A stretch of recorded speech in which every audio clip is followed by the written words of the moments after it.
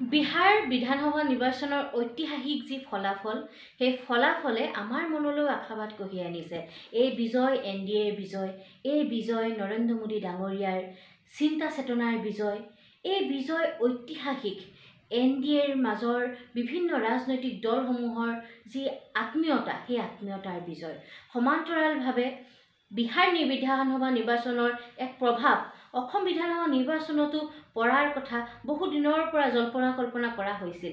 গতিকে এই বিহাৰ বিধানসভা নিৰ্বাচনৰ ফলাফলে অসমৰ 2026 চনৰ প্ৰতিচ্ছবিও প্ৰতিফলিত কৰিছে। সমান্তৰালভাৱে বিহাৰ বিধানসভা নিৰ্বাচনৰ যুৱ প্ৰজন্মৰ যি উত্থান, সেই উত্থানে কিন্তু আমাক যথেষ্ট সকাহ দিছে। 25 বছৰীয়া মেথিলিৰ পৰা চিৰাজ পাছৱানৰ যি ৰাজনৈতিক দক্ষতা বিহাৰ বিধানসভা নিৰ্বাচনে প্ৰমাণ কৰিলে, সেই বিহাৰ বিধানসভা নিৰ্বাচনৰ পৰাই মই আশা কৰিছোঁ অনাগত দিনত যুৱ প্ৰজন্মৰ নাৰীসকলৰ ৰাজনৈতিক উত্থানত বিহাৰ বিধানসভা নিৰ্বাচনৰ ফলাফলে এক দুৰন্ত উৎসাহ জ্ঞাপন কৰিব।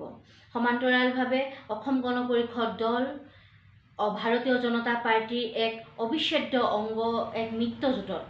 গতিকে এই দুইটা দল যি 1996 চনৰ পৰৱৰ্তী সময়ৰ পৰাই এক মিত্ৰতাৰ বান্ধোনত আছেই, এতিয়া বিগত 10 বছৰৰ খুব শক্তিশালী ৰূপত অসমত শাসন চলাইছে, অসমীয়া ৰাজ্যৰ উত্তৰণৰ বাবে কাম কৰিছে। অনাগত দিনত 2026 চনতো আমি দৃঢ় বিশ্বাসী যে অসম গণ পৰিষদ দল আৰু ভাৰতীয় জনতা পাৰ্টীৰ যি মিত্ৰতা, সেই মিত্ৰতাক অসমীয়া ৰাইজে আদৰি ল'ব, পুনৰবাৰ ৰাইজৰ সেৱা কৰাৰ সুবৰ্ণ সুযোগ প্ৰদান কৰিব। পঞ্চায়ত নিৰ্বাচনে ইতিমধ্যে প্ৰমাণ কৰি দিছিল যে অসমত গৌৰৱ গগৈ যাদু নচলে। অসমৰ ৰাইজৰ দলৰ অখিল গগৈ ডাঙৰীয়াৰ নোফাইদাং মৰা কথা অসমৰ ৰাইজে গুৰুত্ব প্ৰদান নকৰে, বা লুৰিণজ্যোতি গগৈ ডাঙৰীয়াকো ইতিমধ্যে অসমৰ ৰাইজে নস্যাৎ কৰিছে। গতিকে 2026 চনৰ বিধানসভা নিৰ্বাচনতো পুনৰবাৰ তাৰেই পুনৰাবৃত্তি হ'ব। ইতিমধ্যে আমি দেখিছোঁ অসমত বিৰোধীৰ যে মহাযুঁজ তেওঁলোকে কৰিব বিচাৰিছিল, তাৰ সলনি বাৰে বাৰে মহাজোঁট হৈছে। তেওঁলোকে কেতিয়াবা পাতল কথাৰে হাঁহি খিকিন্দালি কৰা আমি দেখিছোঁ, কেতিয়াবা তেওঁলোকৰ নিজৰ মাজতে আকৌ বিভিন্ন ধৰণৰ তৰ্ক বিতৰ্ক লিপ্ত হোৱা দেখিছোঁ। আমি ৰাইজৰ দলৰ নেতাগৰাকীক দেখিছোঁ, ৰাতিপুৱা তেওঁ এটা ভাষ্য প্ৰদান কৰিছে, গধূলি এটা ভাষ্য প্ৰদান কৰিছে।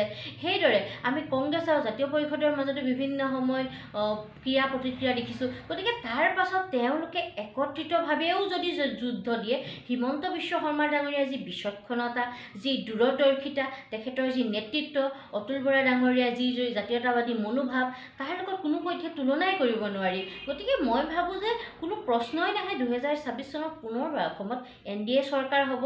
আৰু ইয়াত তিনি গগৈ ৰাজনীতিকে আদি কৰি বিভিন্ন ধৰণৰ যিসমূহ কথা আজি উপস্থাপন কৰা হৈছে, এই কথাসমূহ আচলতে কোনো ধৰণৰ প্ৰভাৱ বিস্তাৰ কৰিব পৰা বিষয় নহয়। ইতিমধ্যে আমাৰ এখন চিন্তন বৈঠক অনুষ্ঠিত হৈছিল যোৰাবাটত, আৰু তাত কোনো ধৰণৰ আসন বুজাবুজি কেন্দ্ৰিক সিদ্ধান্ত দল উপনীত হোৱা নাছিল। আসনৰ ভাগ বতৰা কেন্দ্ৰিক সিদ্ধান্তসমূহ আমাৰ দলৰ কেন্দ্ৰীয় নেতৃত্বই ল'ব, আৰু এই ক্ষেত্ৰত ছাৰ্ভে হ'ব, এই ক্ষেত্ৰত ৰাইজৰ মতামত লোৱা হ'ব, আৰু সেইমতে য'ত জিকাৰ সম্ভাৱনা আছে সেই সমষ্টিসমূহৰ নিশ্চয় অসম গণ পৰিষদে মিত্ৰতাৰ জৰিয়তে দাবী কৰিব। আৰু শিপাৰ সন্ধান কৰাৰ আমাৰ যি প্ৰক্ৰিয়া অতুল বৰা ডাঙৰীয়াই কৈছে, শিপাৰ সন্ধানটো সকলো ৰাজনৈতিক দলেই কৰিব।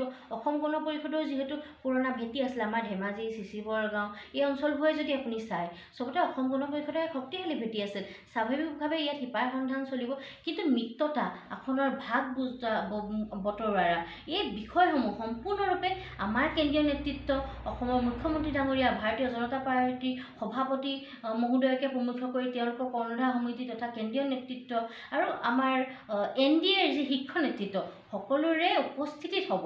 গতিকে আজিৰ তাৰিখত আসনৰ ভাগ বতৰা কথাসমূহ আচলতে সম্পূৰ্ণ সত্য নহয়।